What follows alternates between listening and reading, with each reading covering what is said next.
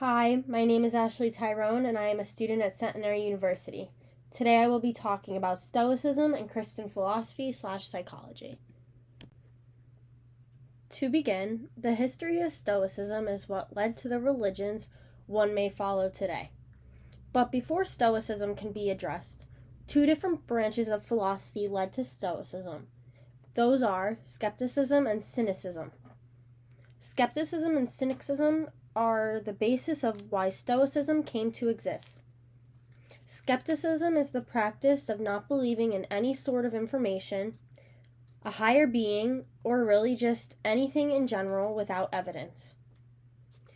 This is the idea of what one may believe exists, does not exist, and will not exist in a skeptic's eyes unless there is concrete proof to provide the skeptic with. On the other hand, cynicism is the idea that one should retreat from society that contains materialistic items not needed to survive.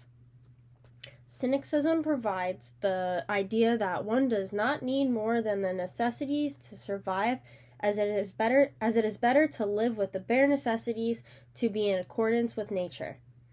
Being in accordance with nature to the cynics is the ultimate goal in one's lifetime. With this idea, cynics believe they were able to achieve a state of wellness and live comfortably without materialistic items such as money or anything that made one wealthy. Skepticism and cynicism are two different ideas, though there are similarities between the two schools. Each school was critical of other philosophies or ideas about the world. This being said, each school believed itself to be superior to the others because the schools believed they were correct, and no other school was. The idea the schools believed everyone else was incorrect led to the criticism and questions about the other schools' philosophies that those who follow may be living by. Skepticism and cynicism also shared the commonality of believing every philosophy was false or irrelevant to what a human may need. Skepticism and cynicism thought they were not only superior to other ideas of thought, but to each other as well. This is a contradicting similarity between both schools of thought because even though they believe the same way about other schools of thought, they do not believe in each other's schools of thought. Behind each school of thought are the ones who began each philosophical idea. The founder of skepticism is the Pharaoh of Elis. The Pharaoh of Elis began to question the belief in anything because the world is an unsure place to live in. On the other hand, Antisthenes is the one who is the idea behind cynicism. Antisthenes was able to study with sophists and became a competitor of Socrates. While studying with the sophists, he began to lose his faith and give up being wealthy because he believed it would better suit the lifestyle he wanted to achieve. This allowed Antisthenes to accumulate the information he needed to start cynicism and give him the simple life he desired. Leading into Stoicism, the Zeno of Citium is known as the founder of Stoicism. Zeno believed that the idea of both skepticism and cynicism was not helpful to anybody who is a human. The skeptics and cynics believed that philosophy did not help anyone. They believed there was nothing useful for human beings in philosophy that would assist them in succeeding in their everyday life. With this in mind, Zeno created Stoicism as a revolt against skepticism and cynicism practices. The name Stoicism came about because Zeno taught at a school that had a painted porch. This painted porch was called Stoipoke, which drove Zeno to name Stoicism after this name. The history of Stoicism is the response to skepticism and cynicism ideas, as Stoicism rejects the ideas of both these schools of thought provided. After the revolt against skepticism and cynicism, then came Stoicism and Epicureanism. Epicureanism is the competitor of Stoicism, which is the philosophy that was not heavily practiced in the Roman Empire. It could have been still followed in the Roman Empire, though there was not a lot of information given on Epicureanism in the research done. Though it was known that Stoicism was the philosophy followed within the Roman Empire after it beat out Epicureanism. Stoicism was more compatible with the Roman Empire's government, which is why it was chosen as the philosophy of the Roman Empire.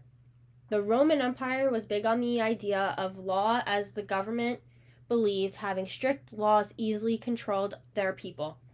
The laws of the Roman Empire were there to help the people, but also to protect the empire itself.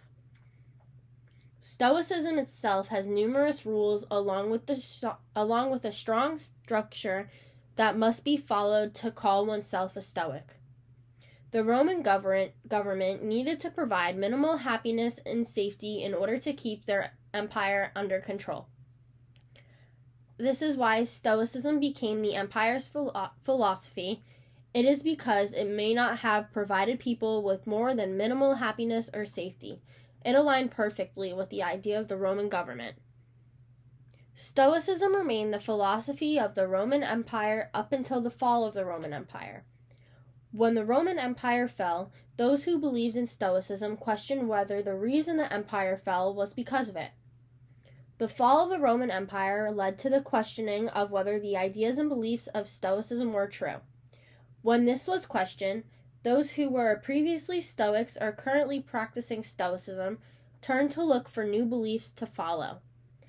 The search for new beliefs led to the rise of Christianity, which we will talk about shortly. Now that we have all the background information on how Stoicism came to be, you may be asking, what is Stoicism? Stoicism is the idea of believing the world was ruled by a divine plan and that everything happens for a reason in one's life. Stoicism believed that there was a set plan that was for the cause of anything and everything in the world to occur. The divine plan was nature itself, and believing that nature is the reason for every occurrence in the world as one may know it. With this belief that everything in nature was happening for a reason, there were no accidents to be seen in the world, as everything is part of the plan. With this in mind, it means that one who may be sick or in pain must be sick or in pain with a smile on their face, as they have no true reason to be upset because it is part of the plan that was set for this person. One must suffer through the pain with a smile in Stoicism because it was not an accident, as it was for a causal reason. Living in accordance with nature is the ultimate virtue of Stoicism, because, once again, everything is based on what the nature brings to one's life. Nature does no wrong in Stoicism because it is planned for everyone and everything with no mistakes given. If something happens that is terrible to a person in one's life, it is terrible for a reason, not by accident. Thus, when one achieves the good life in Stoicism, it means they fully accept the idea that suffering was involved in their fate. There was indifference to this idea, but Stoics fully believed there is a good life, if one is able to achieve the suffering set for themselves in their life. The face of suffering, in the eyes of a Stoic, was the most admired time of the Stoics' existence. It shows perseverance within the Stoic and their true devout to the practice of Stoicism. If the person does not complain or show emotions to their suffering, it is extremely admirable to Stoics who practice Stoicism. An example of this would be when a mother gives birth to a child. The mother is unable to show pain or scream while giving birth because it shows signs of weakness and suffrage. Instead, a mother should smile while giving birth, as it is part of her idea behind everything happens for a reason. The mother has given birth to the child because nature has given her the gift to do so. Therefore, she should smile while giving birth rather than scream because of the pain she is in. Additionally, the Stoics did not value material possessions because they were not as important to them as the idea of nature and everything happens for a reason. Material possessions could be lost or taken away from the Stoics, which is why there was not a high value for these possessions. Rather, they did not have as much meaning because they could be taken, but their nature of reason could not be. The Stoics demonstrated a plan of virtue based on what is important to their practices and their everyday life. The duties of one's life are virtuous to the Stoics because they must be performed and accepted with great pride in being and practicing Stoicism. A Stoic joy in life came from the idea that they knew they were part of the master plan that nature provided them with. This meant the Stoics believed that while doing chores, work, or anything in their life, it is met with and accomplished with importance because one was asked to do this activity for a reason. The Stoics were able to complete these activities, but were also allowed personal freedom to decide whether to be a part of nature's plan and act accordingly or act against it. If one decided to act in accordance with nature's plan, they were seen as virtuous because they were admiring and highlighting the importance of the plan nature set for them. On the other hand, if one decides to act against the plan nature set for them, it is immoral and incorrect. Those with Stoicism should be wanting to act in accordance with the plan set for them rather than against it. Stoics were given the opportunity to make rational choices through the person's soul, as the soul was equated with pneuma. Pneuma is the physical substance within oneself that is capable of helping to make a choice because it is the driving force behind the person's decisions they may make. According to Stoicism, the pneuma and the body do interact but are not equivalent or represent a mind and body dualism that may be seen in a different philosophical idea. Stoicism is the driving force behind the idea that everything happens for a reason as part of nature's plan. Moving into the precursor to the beginning of Christianity. After the fall of the Roman government and Stoicism started to become questioned more frequently, an interest in Plato's philosophy began to spark again in Rome. Stoicism, which was once present throughout all of Rome, became a minimal presence alongside Epicureanism. Before Christianity, Neoplatonism appeared and was talked about in large amounts of the most interesting aspects of Plato's philosophy and started to dissipate the most rational aspects of his philosophy. Neoplatonism was very appealing to those who were Christian theologians because it restored faith in the human race, rather than basing it solely on logic and only logic. The Christian theologians decided from this point forward that they wanted Plato's philosophy of mythical aspects of their life as the basis of Christianity. With the exploration of Neoplatonism assisting in the formation of Christianity, there were two branches of Neoplatonism that played an extreme role in forming Christianity.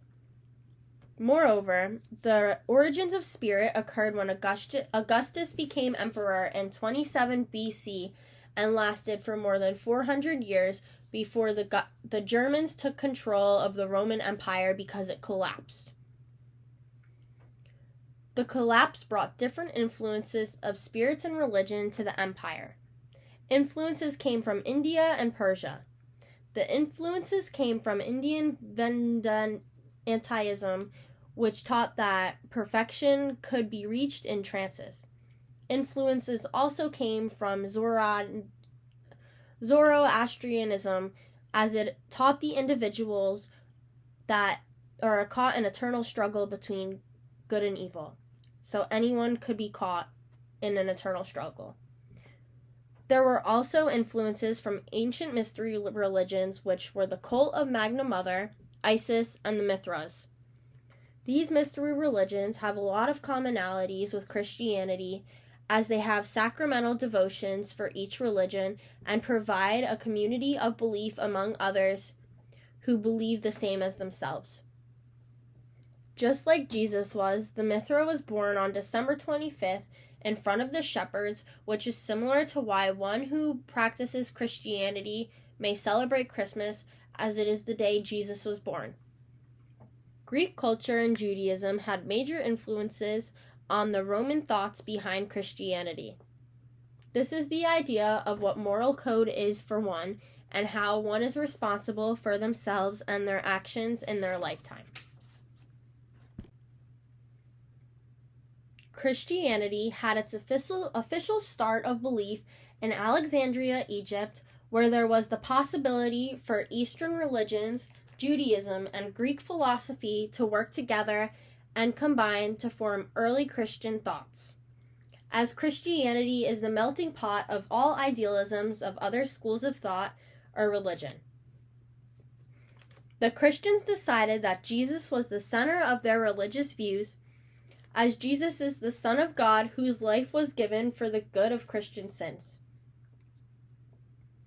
Jesus taught his disciples about good and evil and how to strive to meet God and accept the knowledge he can provide one with. The idea that Jesus provides his followers with the loud readings for the followers was able to shape the characteristics that the person may attain because they are a follower of Jesus. Jesus taught the ways to attain this information, but his teachings were not formalized by anyone who was taught by Jesus himself, as they were formalized after Jesus had died. Jesus' teachings needed a philosophical basis, so the Christians took Plato's philosophy and blended it with Neoplatonism. As this occurred, Christianity took a shift from a rationally based religion to a spiritually based religion. Moreover, St. Paul assisted in influencing early Christianity as he preached that Jesus of Nazareth was the Messiah. St. Paul saw this idea in a vision by the Hebrew prophets, which enlightened him to spread the word of Jesus. Saul of Tarsus, which was converted to what Paul believed, and easily Jesus quickly became Christ as Paul started to gain following. This is causing the birth of Christianity. St. Paul was a Judaic, which led him to preach that there is one God who is omniscient, omnipresent, and omnipotent. The Garden of Eden is where Adam and Eve committed the first original sin, which Paul believed to be why Jesus was sent to earth, to wash away original sin and allow redemption to those who are sinners. St. Paul thoroughly believed that faith comes above reasoning in this case, as there was no logical explanation behind this idea, as it was based solely on the faith that Jesus was sacrificed so a personal reunion between God and Adam and Eve could be made. Jesus was sacrificed so that a personal reunion could be made. St. Paul, because of this, announced that if one accepts Christ as their Savior, they will be redeemed. St. Paul separated the mind, body, and spirit, which left a lot of holes in his ideas of Christianity. And more specific questions about the future will come up because there is no actual evidence about the truth of what St. Paul was preaching. St. Paul was revealed to be misogynistic, as he believed that women were not equal to men, as Adam was born before Eve, leading him to believe there is a stronger importance in men rather than women. St. Paul believed you can attain salvation by living a simple life, and this can be reached by confession of sins. Moreover, Emperor Constantine changed the vision of Christianity, as he made up an idea of him having a vision before the Battle of Milvian Bridge, which inspired the army to win the battle. Constantine expressed how he saw a Christian cross in the sky with the quote, "By this sign you shall conquer." The military won the battle, and Constantine changed the face of Christianity, as it was now believed that because they won, it was because of God, and anything is possible when you are one with God. the Edict of Milan was signed shortly after, which led to Christianity being the tolerated religion of the Roman Empire, as it was not the official religion yet, but it was the most promoted and most practiced. There was no set documents under Constantine's time, which led to the Bishop of Alexandria making what is known today as the New Testament. The New Testament has been edited since this time and continues to be edited. After the New Testament was created, the only aspect of Christianity that needed work was the philosophical framework it was missing. St. Augustine was able to provide this framework to Christianity as he combined Stoicism, Neoplatonism, and Judaism into one. This was what skyrocketed the practice of Christianity all over the Western world until the 13th century. Augustine's focus on Christianity was based on human spirituality, and the ultimate knowledge came from being able to know God. This was the dualistic nature that a human holds, which is the difference between heaven and hell and God and Satan. The idea of dualism is that one can speak to God and determine whether one wants to listen. If one decides to listen, according to Augustine, they will be following in the way of God. If they reject listening, they will follow in the footsteps of the devil, which ultimately leads to sin. An example of this would be if one decides to engage in sexual pleasure, which would be following in the devil instead of in God, because sexual pleasure is looked at as a blocker to having a relationship with God in this early time period. The ability that one has to make a choice is what causes evil in the world to exist. One chooses their actions in life, and if one chooses negatively, it leads to the evil tasks. If one chooses evil, they may feel guilt about or thinking about an action or doing the action at hand, which is known as an internal sense, according to St. Augustine. Augustine believed that just because you are baptized does not mean you will choose well and good favors, because anyone can be baptized and call themselves a Christian. Augustine also explains this idea of predestination, which was later removed in the church because the church believes that one can redeem themselves of their sins and still be accepted into heaven. Predestination was the idea that before you are put on earth, God is choosing who gets put into heaven and who gets put into hell. So anything you do on earth, it does not affect whether you are chosen, because you are already pre-chosen as where your final destination is going to be once you die. This is noticeable throughout current-day Christianity, where one can attend confession and redeem themselves of their sins as well. So this is relating not to predestination. This is going back to where predestination was removed from the church. Augustine believed that knowing God was able to be attained through introspection and scripture. The introspection is known as Augustine's introspection, which is how one can achieve personal communication with God. This is the ability to reach the primary goal of human personal communication with God and feeling the love that comes from God. The love coming from God, according to Augustine, fills one with faith and love that fulfills their life. Additionally, the Dark Ages are what conformed the followers of Christianity, as this was the time of the Holy Wars. The Holy Wars solidified the faith in Christianity because all the books of the Greek and Roman times were lost and the empire collapsed. The outside factors of religion and philosophy were turned away by the followers of Christianity who decided to truly start following the religion. The Holy Wars were between the Muslims and the Christian religions, who were fighting over the scriptures of Aristotle. The scriptures of Aristotle were given to Christianity, and the church began to analyze his work to see what fit the Christian standards. They took information from the writing Aristotle did and edited it to fit within the ideas of the church. The ideas they took from Aristotle reconciled the issues St. Anselm had with the church, as he believed reason can play part in Christianity. This put the church in a difficult situation, as the church started the belief of Christianity based on revelation, faith, and spiritual experience with minimal logical reasons. With this idea in mind, logical reasoning became part of Christianity, which is why it is Aquinas' greatest achievement, as he had the ability to reconcile faith and reasoning and prove that they assist in the greater good of understanding Christianity.